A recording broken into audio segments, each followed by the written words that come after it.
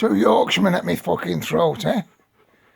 Eddie and an adopted one, Greavesy. Being a Lancashire lad as I am, despite, 90% of my blood being from Cumbria. Let's not forget Lancashire came right up the coast of Cumbria back in the day. Ulverston and places like Barrow-in-Furness were part of Lancashire. Yeah. And areas at the back of Ulverston, known as Kirkby-Elith, were once in Lancashire. That's where a lot of my relations formed. But yeah, I mean, I've just said it on there, but Yorkshireman.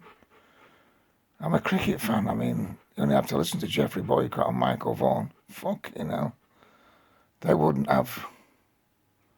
Well, if it was them picking the England team, there wouldn't be a fucking other player in apart from Yorkshireman. Everything's fucking perfect in Yorkshire, innit? Yeah? You did well to move on, Eddie, actually. Yeah, 25 years in London after being a Yorkshire. Mind you, Yorkshire. I always find Yorkshire to stretch in some unbelievable directions, From the nutters of Leeds to the fucking difference in Sheffield and places like Donny, you know what I mean? But yeah, not much hope for me, is there? When I've got them two on my fucking back. I know I've just wrote this down, and I hope some of you read it, but if you didn't read it, I'm just going to repeat what I'm saying. I know there's problems all over the world with immigration. And I know when I was in Australia, they didn't have problems like they're having now. And they managed to integrate people from all races, from fucking Lebanon, Afghanistan. And I know they're having problems now with African gangs, don't get me wrong. I'm not talking about everything being perfect. I think it's all the way we're doing it, the type of immigrant we're getting, As I've just said, I wonder how you, Eddie, and Greavesy would feel operating in Europe, where there are no more hard borders, where you can walk across the border, where cultures cross borders, where people cross borders on a daily basis, backwards and forwards to work. Languages are spoken, dialects are spoken. This is not just in fucking Europe, this is in Asia, this is in fucking Africa. We we are island monkeys, as the Europeans used to say to me.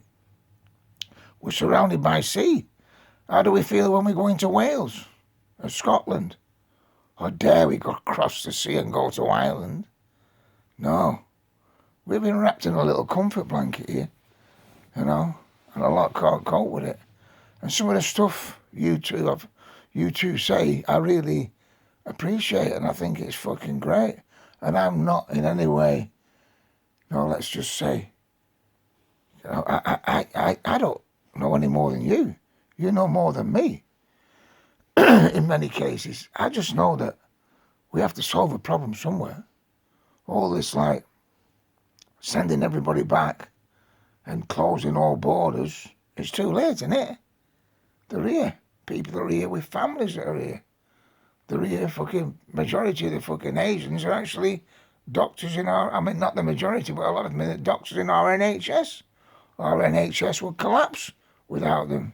And don't say, it didn't collapse before they came.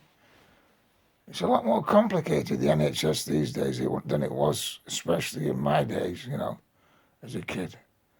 But, I mean, I am for open borders, and I know you'll all disagree with that.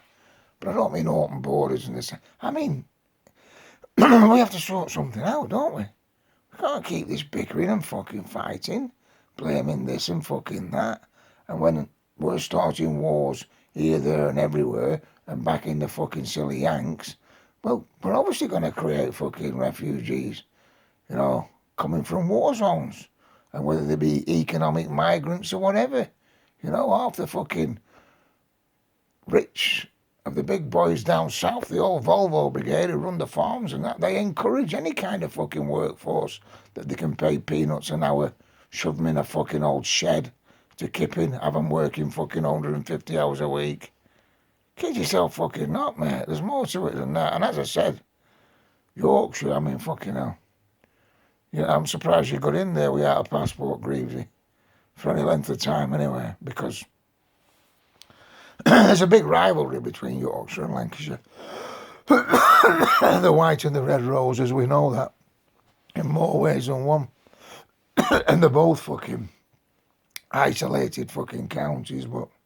And Yorkshire's probably a bit more beautiful than fucking... Gone down the wrong way, that.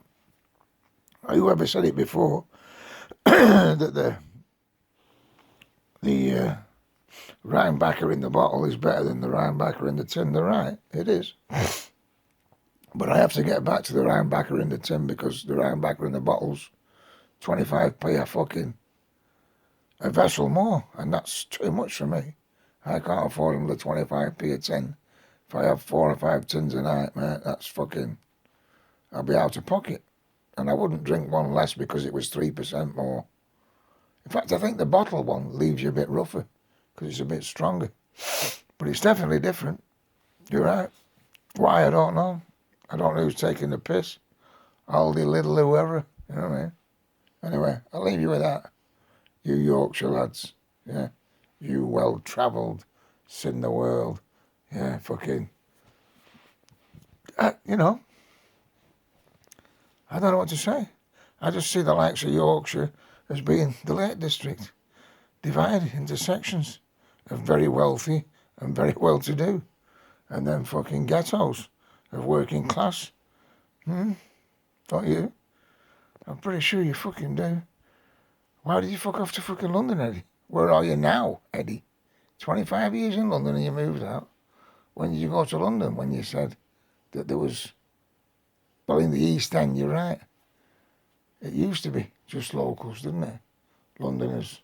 But as I said before, they were fucking crafty cockneys, weren't they? They were wheeling and dealing and everything. What they don't like is competition. Anyway, I'll leave you to it. Have a nice Friday night, whatever you're doing.